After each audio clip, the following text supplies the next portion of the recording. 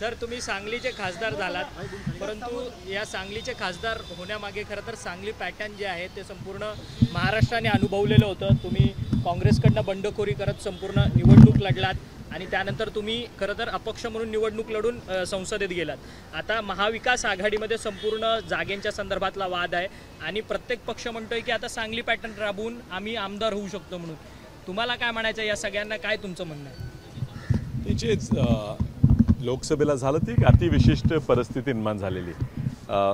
तुम्ही समजून घ्या की ती पहिली निवडणूक होती जिथं खऱ्या अर्थानं तिन्ही पक्ष म्हणजे उद्धवजींची शिवसेना, पवार साहेबांची राष्ट्रवादी आणि काँग्रेस पक्ष एकत्र लढत होतं आणि त्यामुळे काही निर्णय घेताना थोडा गोंधळ झाला असेल आणि त्यातनं ती परिस्थिती निर्माण झाली होती आणि म्हणून ती निवडणूक होती। आज ह्या महाराष्ट्राला वाचवण्याची गरज आहे आणि त्यामुळे हे तीन पक्ष एकत्र आलेले आहेत। सर्व कार्यकर्त्यांना तीच विनंती आहे की ज्या वेळेला निर्णय घेतला जाईल उमेदवारीचा तो सर्व समावेशक विचार करून निर्णय घेतला जाईल, मेरिट बेस्ड घेतला जाईल आणि त्यामुळे असा कुठलाही प्रयोग महाराष्ट्रात कुठेही पुन्हा होणार नाही असं मला विश्वास वाटतो आणि तसा होऊ नये यासाठी आम्ही सगळे प्रयत्नशील असणार। काँग्रेसमधले तुमचेच कार्यकर्ते जे आहेत ते आता नागपूरच्या काँग्रेसच्या कार्यालयात सातत्याने बैठका घेतात आहेत। त्यात लोकांचा सगळ्यांचा मानस आहे की आता की ज्या पद्धतीने विशाल पाटील हे काँग्रेसचे नेते होते, त्यांना बंडखोरी करून अपक्ष उमेदवारी अर्ज दाखल केला, लोकसभेमध्ये त्यांनी यश प्राप्त केलं, त्याच पद्धतीने आता जर ठाकरे गट आमच्या जागा घेत असेल तर आम्हाला देखील त्या पद्धतीने निवडणुका लढवाव्या लागतील आणि त्या संदर्भातल्या बैठका सुद्धा सुरू आहेत। बघा, पक्षात संघर्ष असणं स्वाभाविक आहे। प्रत्येकाला वाटणार आपण निवडून आलं पाहिजे, आपल्या पक्षाला जास्त जागा मिळाल्या पाहिजे। प्रत्येक गावात, प्रत्येक खेड्यात काँग्रेस पक्ष अस्तित्वात आहे आणि त्या ठिकाणचे कार्यकर्ते जर इच्छुक असतील आमदारकीला तर त्यात काही गैर नाही।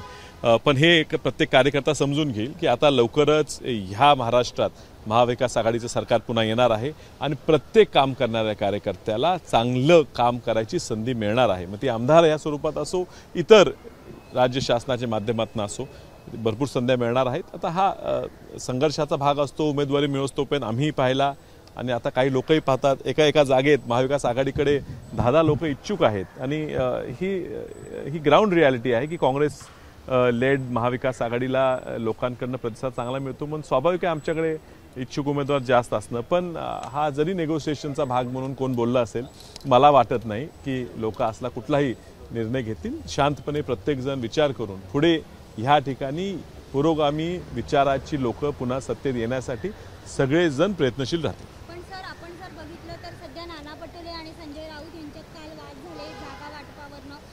ह्या वादामुळे कार्यकर्ता कुठेतरी दुखावला जाऊ शकत नाही असं नसते ना। हे बघा, ते माझ्या पक्षाचे म्हणजे आमच्या पक्षाचे अध्यक्ष असं मला प्रत्येक कार्यकर्त्याला वाटते। संजय राऊत साहेब आमच्या पक्षाचे प्रवक्ते असं प्रत्येकाला वाटते आणि त्यामुळे कार्यकर्त्याची जी भावना असते ती कधी कधी तीव्र असते की मला उमेदवार मिळाली पाहिजे। त्यामुळे अध्यक्ष त्यांच्या कार्यकर्त्यांची जी भाषण बोलत असतील की भावना बोलत असतील तर त्यात काही गौण नाही आहे। पण ज्या वेळेला एकत्र एका खोलीत बसून तिन्ही घटक पक्ष एकत्र बसतील, हा काय वाद नाही आहे, हा एखादा कुठल्या तरी उमेदवारीवरनं संघर्ष असेल, तो काय तुटण्यापर्यंत जाणार नाही आणि ह्यातनं कुठल्याही कार्यकर्त्याला त्रास होईल असं मला वाटत नाही। एक चांगला तोडगा निघेल। परंतु सर, सातत्याने तुमच्या आजी आणि माजी खासदारांमध्ये सांगलीमध्ये संपूर्ण वाद निर्माण झालेला, हमरीतुमरीपर्यंत हा तुमचा वाद संपूर्ण स्टेजवरती सगळ्या महाराष्ट्राने बघितला। आता तुमचे जे संजय काका पाटील जे माजी खासदार आहेत भाजपचे, ते आता तासगाव कवठे महाकाळमधनं निवडणूक लढण्यास इच्छुक आहेत। त्या पद्धतीने अजित पवारांची भेट देखील त्यांनी घेतली। बघा, त्यांचा गट आहे, त्यांनी काम करत असतील तर त्यांनी पुन्हा निवडणूक लढणार असतील तर आम्ही कोण त्यांना थांबवू शकणार नाही। शेवटी आमच्या महाविकास आघाडीत ते काय सामील होत नाही तर आमच्याकडनं उमेदवारी मागत नाही आहे। राजकारण आहे, हा कार्यकर्त्यांचा आमचा संघर्ष हा गाव लेवलला असणारच। भाजपनी गेल्या काही वर्षात दंडुकशाहीचा वापर करून राजकारण केलेलं आहे। आता सत्ता जाताना दिसून ते थोडीफार दंडुकशाही करायचा प्रयत्न त्यांचे प्रत्येक कार्यकर्ते करतात। पण आता काँग्रेस पक्षाचे सर्व कार्यकर्ते, मी अपक्ष जरी असतो तर महाविकास आघाडीचे घटक पक्ष, आम्ही आता सक्षम झालेलो आहे।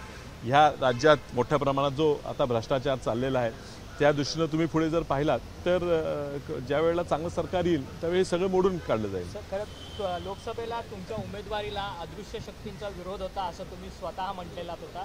आता विधानसभेमध्ये तुम्ही काँग्रेस आता निवडून आल्यानंतर तर तुम्ही काँग्रेसला पाठिंबा दिला, त्यामुळे विधानसभेच्या निवडणुकीमध्ये सांगली जिल्ह्यामध्ये 8 विधानसभा आहे त्या 8ही विधानसभेमध्ये कोणत्या विधानसभेवरती काँग्रेस दावा करेल आणि अदृश्य शक्तींना मात देणार का त्या? हे पहा, ह्या जागा वाटपाची चर्चा ह्या काँग्रेस पक्ष त्यांच्या पातळीवर करत असतो. मी एक अपक्ष आहे, मी फक्त पाठिंबा दिलेला आहे.